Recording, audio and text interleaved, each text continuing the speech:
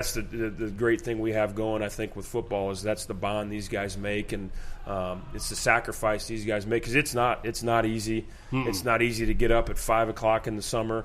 It's not easy to drag in on a Saturday morning after a game at 8 a.m. and watch film. I mean, it's not hard. I mean, August, September it gets hot, and then you're playing when it's freezing cold, and these guys are just. I mean, it's a special thing these guys do, and it's always awesome to get to share a lot of these moments with those guys.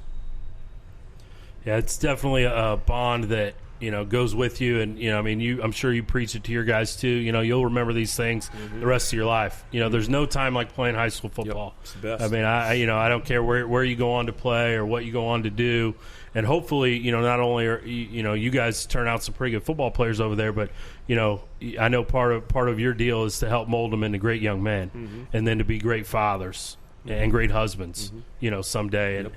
And I mean, I think that gets overlooked a lot in our sport and what we do. But, it's a lot more. There is a violent part of our game. But, as high school coaches, I think we really pour into those guys more than people know. Oh, yeah. And tell those guys, hey, one day you're gonna come up with this struggle in life. Yep. And you're going to think about how you were about to puke, or you just puked 3 times on this sideline, and, you made it through. Yep.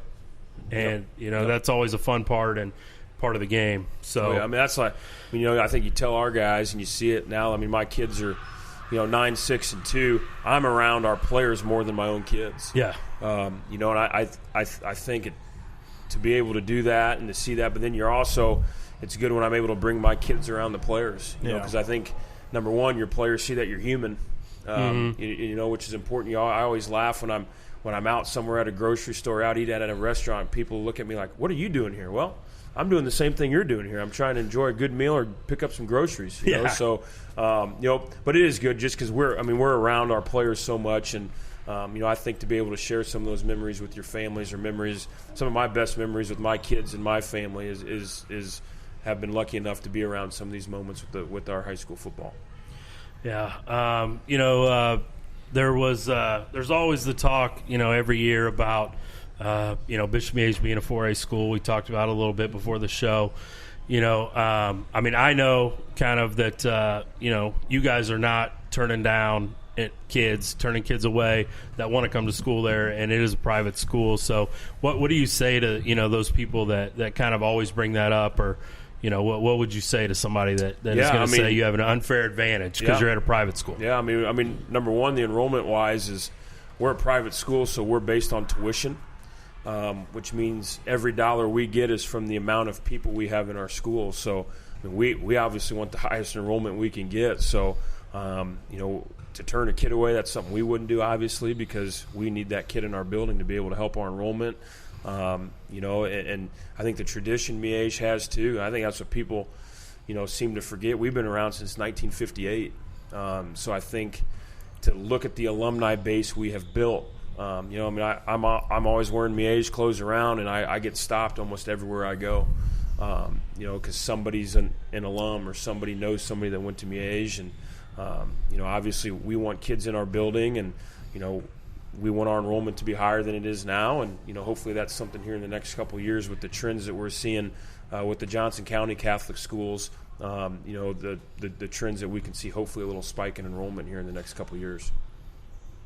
Yeah, we always get to scrimmage you guys in the summer. We've always got good work between our two programs, Shawnee Mission East and Bishop Miege, and we got a little scrimmage tomorrow against Blue Valley. So thought maybe I'd ask you, you want to pull your huddle up here on the show and that's right. Show me what you guys been working on. Yeah. That way I can take that to Coach Hoover tonight. That's right. Throw it deep. Yeah. No. Coach Hoover will know what we will align in on both sides of the ball. I'll tell you that. Yeah, hasn't changed a lot through the years. Yeah, no. So anything else you want to hit while you're here on the show, or talk about Bishop Miege football, or personal, or? Yeah, no. I mean, I just obviously very proud of what we've done as a program. I think you look at some of the young men we've been able to produce that we've seen in different roles. Like watching the Michigan Notre Dame game last year. You see the first touchdown of the season scored on national TV is Jafar Armstrong. Yeah. And I didn't look like a very smart coach playing him at wide receiver all those years, I guess, as he's now the starting running back at Notre Dame. But, I think to be able to see that and to be able to see kind of what your players have done, and that they call you and they still reach out to them. And every day, somebody's reaching out to me, a current player, former player, and I think that's all, goes back to what we've been able to build as a school and as a program. And, obviously winning helps. That makes things a lot easier, and it makes you get your points across and build things easier. But, we definitely got a special program, special community at Miege, and, I've been very blessed to have some great people along the way with me. Yeah. What piece of advice, we'll get you out of here on this, what piece of advice would you give a young coach that's either just starting out or trying to get in and trying to start coaching? Yeah, you can't have thin skin. There's going to be days you disagree with people. There's going to be days that you may want something done a different way, and you just got to be able to let it roll off your back and try to figure out what's going to be best moving forward. And, also utilize every resource you got. I've been lucky enough to be around some guys that I know, and I reach out to them constantly. Always trying to learn, always trying to get better. The game's never going to pass you. Always try to get better and always try to learn.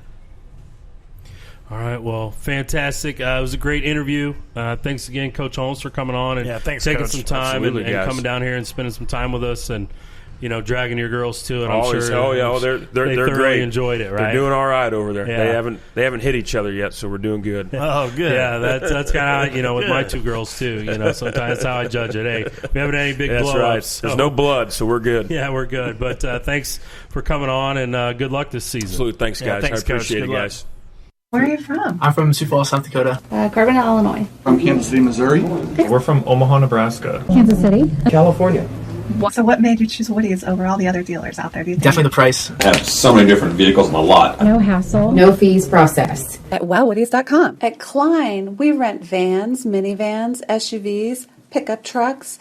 We rent for church trips, vacations, weddings, construction, business travel, luxury travel. KleinVan.com and wowwoodies.com for all your transportation needs. Hey guys, remember the old Kemper Arena? Let's check out the new Hy-Vee Arena. There's a million cool things about Hy-Vee Arena, but today we're going to talk to you about the membership. There's 3 things: the gym, the courts, and the track. With your Hy-Vee membership, you also have access to the basketball courts, and there's volleyball, pickleball, and access to the track. Let's go check it out. Your membership gives you access to the indoor Mondo track. It's the 2nd largest in the United States and gives you a great place to get your cardio in year-round.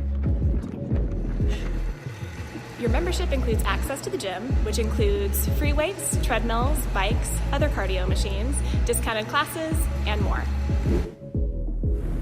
So come discover the new Hy-Vee Arena and get your membership today.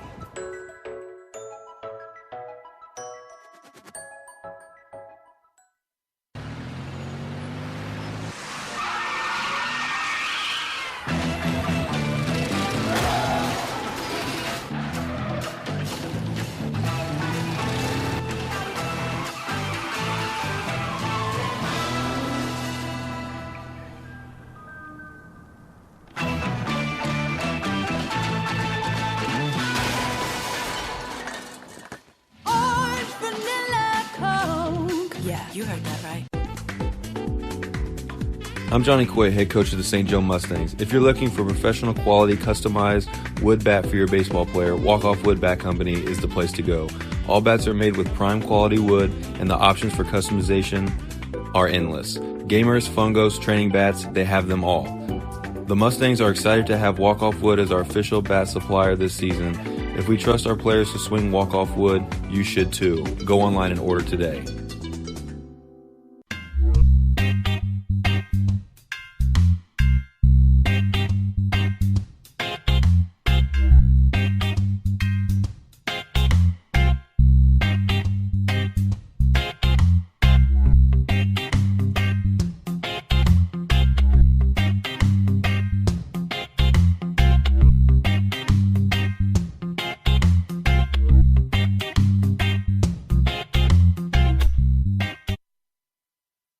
I'm Gary. This is Austin. And we are Midwest Mikes coming back at you from the Hy-Vee Arena.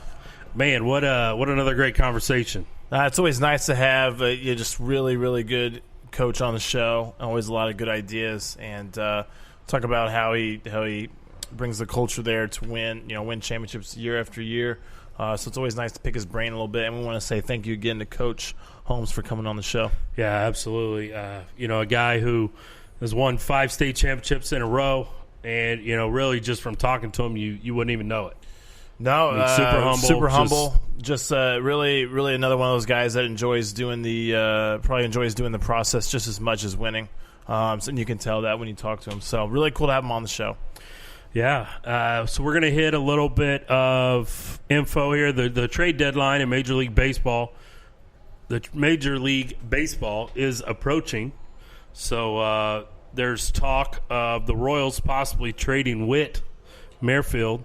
You said some of your sources were talking about. So what are you hearing on that? Some of the hidden sources. No, actually, you know what? There was a deal that came on that had top 6 or 7 trade targets. ESPN article. And Witt's number 5. Super friendly team contract. We're not paying him a ton of money. He's hitting really well. Wins above replacements like 11.4. Super high. So the deal is the Royals have to figure out when they think they might be good, which is most people are thinking 22 season, if not a little bit sooner. But their minor league system ranks 19th right now, so they got to figure out if Witt's going to stay with us while we decide, turn the corner and start winning again, or do we need to trade him for some prospects and just acquire some more assets from him? Because honestly, if you don't feel like he's going to be on your team that's going to make a run, you need to get some value for him. Yeah, absolutely. So I mean, you need to get some value, or if you're not willing to spend money next year to make the team better, you need to get some value from him. I think the Royals are going to trade him this season. If they don't, they think they're going to be good next year. I don't know. So look for that. Don't be surprised if the Royals trade Merrifield away. Yeah, it's this time of year in baseball where if you are one of those teams that's not going to get in the playoffs, Mm-hmm. If you have someone that people want, then yes, you trade them, get some value for them. I mean, you don't trade them away for a hill of beans, but you trade him away if you can get some value. If you get some good value, I think the Royals. So he's on a 4-year deal, and we might be good in about 3 years. So like I said, if they feel like they're going to be good in 3 years, and he's friendly contract, hang on to him. But if you really don't feel like you're turning the corner yet, go ahead and trade him off. I think the Royals are kind of in a good position to do either one. But if they get a dynamic deal, they just need to take it. Yeah, another thing that you were watching very closely for several days, and then it was finally announced, Kawhi made his free agency choice, and he decided to stay in didn't stay in Toronto. Didn't stay in Toronto. He didn't stay in Toronto? No. Didn't they just win a championship? They did just win a championship, but living in Canada is no bueno if you're an NBA player. Oh. So every time you think about that, every time you come down, you got to go through customs. Every time you go back, you got to go through customs. Traveling's not fun. Taxes are super high. Even though he ended up going to L.A., and California has high taxes, but L.A. is where he grew up. Yep. So he went back home. To the Los Angeles Lakers? I was hoping he was going to the Lakers, but he went to the Clippers. Ooh. But the real big story with him is that the reason it took so long is that the whole time he was kind of talking to Paul George, at the same time, the Thunder, he asked the Thunder for a trade. The Clippers give the Thunder 5 first-round picks plus a couple players. It's one of the biggest. I think it's the biggest trade ever in the NBA. So Paul George goes to the Clippers with Kawhi. Clippers gave up a ton of draft picks for him, but this Vegas has changed their odds from the Lakers being the number one, the favorite to win the championship, to the Clippers. So the deal that's going to happen is we're basically going to get a ton of really good NBA games this year because a lot of teams have 2 really good players. Yeah, I was, Kawhi, we talked about it a little bit the other night, but Toronto did everything they could to keep him. I mean, the Toronto Raptors made a good pitch. Mm-hmm. The city of Toronto, chimed in, tried to keep him. But, just like you said, that travel has to be a nightmare. Yeah, and that's why because it's constant. Yeah, and that's actually one reason why you don't see a lot of players or big name free agents sign there or stay there because it travels not good. It's not good. One thing Toronto does for itself is that they draft really well and they develop really well. And so that's why they're good.